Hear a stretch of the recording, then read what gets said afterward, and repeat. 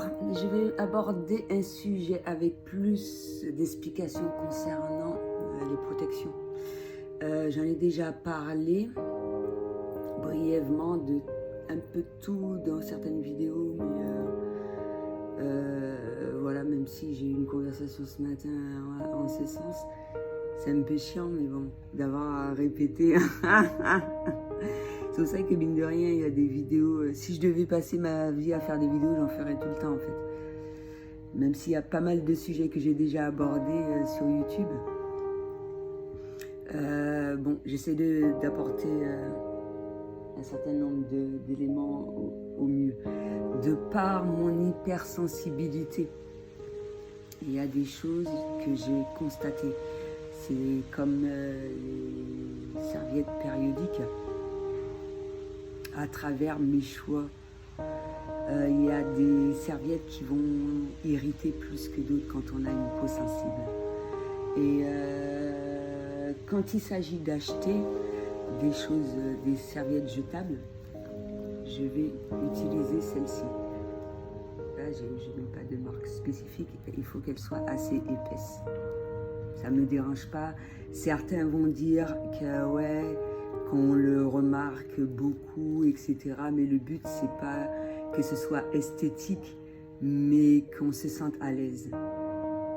Donc, à défaut, il y a ceci, la serviette lavable. C'est moi qu'on me l'a offert à Rennes. Et ça, c'est génial. Mais il faut toujours avoir des serviettes de rechange, comme les autres, mais voilà. Et puis après, faire le nécessaire, comme je l'ai dit, pour l'éponge naturelle également. Laver à l'eau froide pour pas que ça reste incrusté et tout ce qui s'ensuit. Et bon, en profiter quand on prend sa douche, etc. etc. C'est-à-dire que c'est l'inconvénient, c'est vraiment de s'en occuper dans l'immédiat, on va dire. Et si on peut éviter d'en faire profiter à tout le monde, pour ceux qui n'aiment pas, mais ceux qui ça dérange pas, voilà quoi. Je vois pas où est le problème. Et à défaut, il y a la cup, elle n'est pas présente là. Ou sinon, on t'explique combien de temps que tu peux la garder, etc. Quand les règles sont plus ou moins douloureuses ou bien, comment dirais-je, abondantes. Moi, avec l'alimentation végane, le nombre de jours a diminué de 5 et pilule sous pilule. C'est passé, non, la pilule, ça m'a permis d'éviter d'avoir des douleurs. Et, comment dirais-je, le fait d'avoir une alimentation végane, c'est passé de 5 jours à 3 ou 2 journées. Et sans douleur. Donc, même si ça a été bénéfique en quelque sorte, et ça s'est arrêté au moment qu'il fallait, mine de rien, le moment où je voulais avoir des enfants. Et de par ma sensibilité, plus tu prends de l'âge, plus, comment dirais-je, également tu vas être plus sensible à un certain nombre de choses. Mais quand tu es face à un spécialiste qui sait faire le nécessaire assez rapidement, c'est-à-dire ou proposer un autre style de moyen de contraception qui va avec en notre sens, dans le sens que à travers également les tests et tout ce qui s'ensuit et ce que la patiente va demander, ça va être totalement différent. C'est comme moi, les stérilets. Déjà, à l'idée, ça m'insupportait. Je me voyais mal avec un corps étranger. Et je l'ai exprimé. J'ai quand même testé cuivre. Cuivre, c'était quoi le problème? Je ne me rappelle pas dans le moment présent. Mais l'autre, j'avais l'impression de tomber enceinte chaque mois. Et donc à travers certaines mises en conscience et tout ce qui s'ensuit, il y a des choses à laquelle je me suis libérée, dont les moyens de contraception, etc. Après, il y a plusieurs possibilités, comme je l'ai dit, il y a le préservatif. Il y a des gens qui n'aiment pas forcément avoir des rapports sexuels avec le préservatif. J'ai expliqué que apparemment avec l'aloe, c'est possible, ça peut servir de préservatif, c'est naturel, mais également l'éponge naturelle. Bien sûr, il faut en prendre soin, mais c'est pas... je l'ai clairement expliqué dans ma vidéo que, comment dirais-je, je vais pas dire que c'est 100% fiable, on va dire.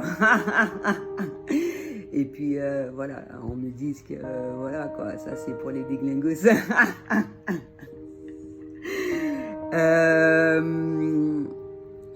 Donc, moyen de contraception, comme j'ai dit, type périodique.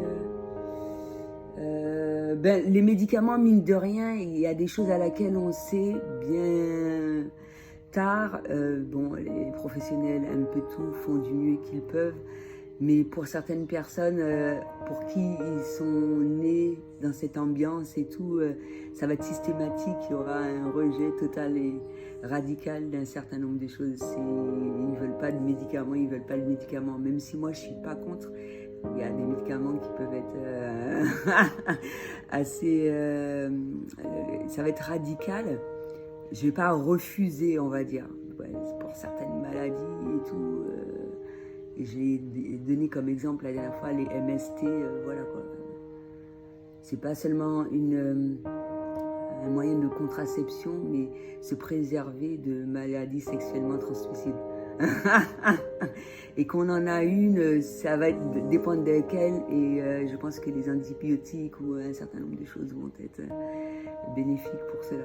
Ça, ce sera radical, même s'il y a la méthode naturelle, mais si on veut que ça soit rapide, et ça va dépendre dans quel contexte, etc. Ouais, il y a des choses qui sont insupportables, voilà. Donc, hormis ça, ouais, le souci, ça va être comment la serviette va être composée. La couche pour enfants aussi, j'ai utilisé les couches. Moi, je me dis, si j'ai un gamin, un bébé demain, c'est des serviettes, des couches comme ça que je vais utiliser. Et ce que je faisais quand ils étaient dans la maison, je vais limiter le port de couche ou je vais les laisser ouverts comme ça, ils ont les fesses à l'air, ça permet de respirer un peu et tout, parce que j'ai été confrontée à une difficulté, voyage, changement de marque de couche. C'est pour ça que je conseille à un certain nombre de personnes, surtout de par leur sensibilité, s'ils ont commencé avec une marque, de continuer tout le long. Pour mes enfants, c'est ça. J'ai commencé avec une marque, j'ai continué. Si j'ai fait cette erreur-là d'acheter une autre marque, purée, mais également la sensibilité peut... ouais. Ça peut donner des érythèmes et ça peut être très très douloureux. Et encore ça, si on veut que ça guérisse rapidement, voilà, il y a des médicaments qui sont en parapharmacie assez rapides, etc. C'est comme l'éosine pour sécher les fesses et tout.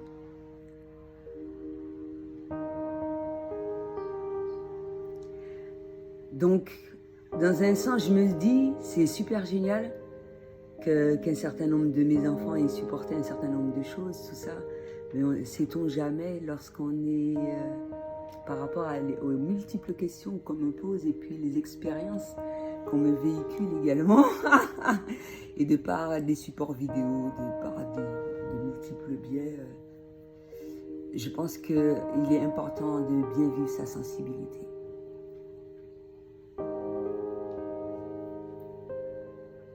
Et voilà, couche jetable, moi je trouve que c'est génial ça. Peut-être ça a son coût, mais ouais, c'est super propre, je l'ai déjà utilisé. On n'aurait pas dit. Et c'est en couleur et tout, tu sais, j'aurais pu dire. Mais mine de rien, c'est ce qu'ils utilisaient avant. On n'utilisait pas des serviettes. Ouais, c'était comme des sortes de grandes serviettes et puis on devait bien blanchir et puis voilà, les tendre au soleil pour que ça sèche vite et puis qu'on puisse les utiliser. pour les bébés aussi. Moi, j'ai eu le temps de connaître ça. Pour mes frères et sœurs, j'ai utilisé pour mes enfants aussi.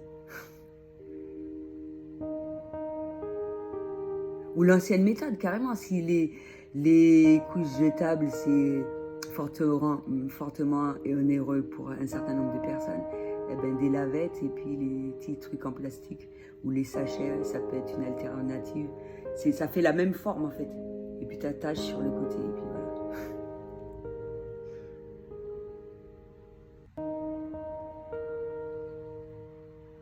Heureusement, il y a les machines maintenant.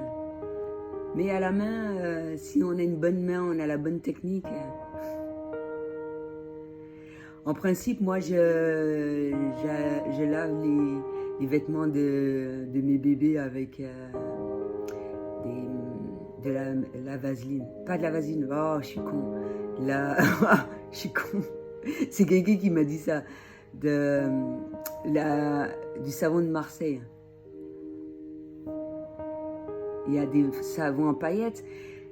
Mais après, ce que moi, je me suis dit, parce que le savon, tu peux pas le mettre dans la machine. Mais moi, je râpais le savon et je foutais dedans. Ça revient moins cher.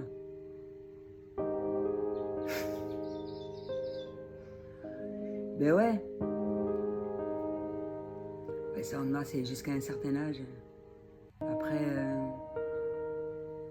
on le change à un certain... De toute façon, on le ressent. Hein. Une mère le ressent quand il y a possibilité de mettre les vêtements avec le reste de la famille.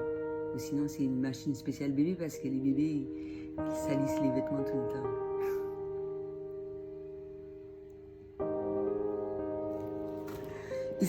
Ils salissent les vêtements pour bébé tout le temps ou il faut régulièrement les changer. Il faut qu'ils soient propres quand même. Il faut qu'ils sentent bon tout le temps. Il a différentes manières de faire de façon à ce qu'ils sentent bon. Mais justement, l'éponge aussi, ça sert à l'éponge naturelle. Des fois, on doit utiliser les trucs de bébé. Ça me fait penser au fait qu'à partir d'un certain âge, mine de rien, ce que les vieilles personnes vont mettre, c'est les trucs de bébé. Leur peau devient vraiment sensible. Ça pose pas de problème. Des fois, on utilise des tas de crèmes. Et moi, si j'ai envie de prendre une crème Poupina, voilà quoi. Je vais te sentir bébé, non?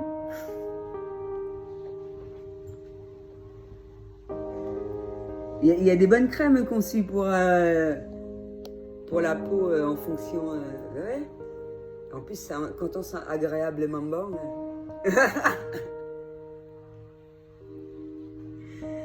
Ben on a le droit de sentir bébé, non? Donc voilà. Et je pense avoir vu un peu tout. Sans compter, ouais, l'œuf de Yoniche. Et ouais, je l'ai déjà dit, tu vois, je me rappelle même plus si j'ai abordé en contraction du périnée. Ça permet la contraction du périnée. Ça permet de faire de multiples choses qui font du bien au vagin, de ne pas hésiter de retourner sur la vidéo en ce sens. Yoni Egg. Et mine de rien, à travers la contraction du périnée, ça permet hormis d'utiliser les serviettes et tout ce qui s'ensuit, de garder au moins que ça s'écoule pas trop, qu'on n'ait pas une grosse tache. Et puis au moment où on a envie de faire pipi, ben à ce moment ça s'écoule et puis voilà quoi. Jusqu'à ce qu'on arrive à faire cela inconsciemment. J'ai vu c'est un support vidéo. Et les gens sportifs, ils arrivent à faire ça. Je parle pas des mecs, merde. Ouais. Ils arrivent à contracter suffisamment le périnée pour que... Comme ça, pendant les randonnées et tout. J'ai vu ça, ouais, c'était une Espagnole, je sais pas, de ces pays-là. Et puis, voilà, ça a commencé comme ça. Et il y a eu des tâches. Et puis, jusqu'à ce que... Et il faut pas avoir peur des tâches également, quoi. Se dire que c'est naturel. Ou sinon, s'en servir de cette peur d'avoir des tâches et mine de rien, de se dire que voilà, c'est la prochaine fois, je vais... C'est comme si c'était un challenge, on se dit que ouais, je vais m'éviter de me retrouver avec une tache dans le cul. C'est pas agréable à voir. Et puis faire le nécessaire jusqu'à ce que ça soit naturel. En fait. Et ça, c'est l'idéal. Hein. C'est l'idéal, mine de rien. Là, tu payes rien. Donc, aller savoir si les gens faisaient ça auparavant. Tu t'imagines dans une tribu avec des trucs comme ça. Là, il n'y avait même pas de tissu ni rien. Ça me fait penser à un support vidéo. Oh là là. Un support que j'ai vu à la télé. Et qu'il y avait des tribus qui... Il y a des gens qui vivent toujours en tribu. Hein, et que pour un certain nombre de choses, ben, ça fait penser au village hippie, mine de rien, quand il s'agit d'avoir de l'argent et des choses à laquelle ils n'ont pas et qu'ils sont obligés d'avoir pour s'adapter à la civilisation, et ben, ils vont dans les grandes villes parce que le tissu, ou bien s'habiller, tout ça, quoi. Mais eux, ça les dérange pas d'être avec des feuilles et tout, ou je sais pas, des trucs, des cache-sexes. Est-ce que tu penses qu'ils doivent mettre des serviettes, des trucs comme ça? Ça pose pas problème. Ça a posé problème par la suite par rapport au regard des autres et tout ce qui s'ensuit. Pour eux, c'était naturel.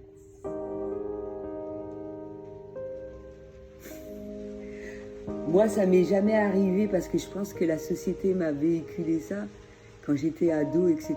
Super attention, même si il peut y avoir une petite tache, mais ça n'arrivait pas au stade que ça soit énorme. Mais en étant plus âgé, ça m'est déjà retrouvé d'en avoir une et puis je m'en branle complet. Donc à ne pas regarder là, c'est tout.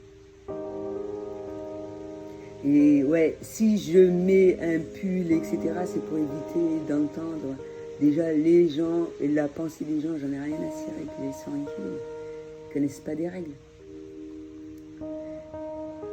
Même si dans certaines cultures, certaines religions, une femme qui a ses règles, c'est comme si que... Purée, il faut l'éloigner du village. Elle est bannie. C'est comme si qu'elle avait la maladie, qu'elle allait le transmettre et tout. Tu vois, ça va être vécu de manière totalement différente selon certaines ethnies.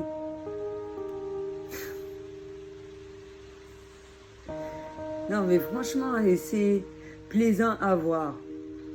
Une autre chose que je souhaite aborder, peut-être que, ouais, on verra le lien par la suite.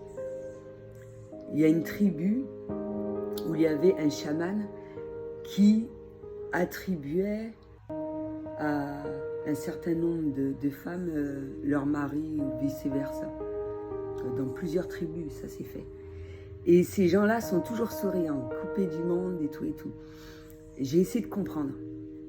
J'ai essayé de comprendre parce que moi, je me vois mal. Mais après, selon la façon de voir les choses et comment c'est vécu là où ils sont, ça va être vu de toute manière totalement différente. Parce que moi, la manière dont je l'ai perçu de prime abord, c'est comme si qu'on m'obligeait, que je n'avais pas le choix de choisir la personne que j'aime. Mais quand tu voyais ces personnes vivre, apparemment ça ne les dérangeait pas. Et il n'y avait pas le physique, il n'y avait pas toutes ces choses-là. Et ces gens-là vivaient longtemps ensemble. Et ils étaient heureux, ils avaient des enfants, ils faisaient. Mais de prime abord, hein, je me suis dit, mais comment ils font, putain? Même si je vois qu'ils sourient et tout, mais c'est vraiment une façon de vivre complètement différente. J'ai essayé de comprendre. Donc voilà. Le rôle de chaman. Et c'est bien quand c'est fait par une personne qui a un fort pouvoir et qui fait ce qu'il y a de mieux sur tout ça pour son prochain.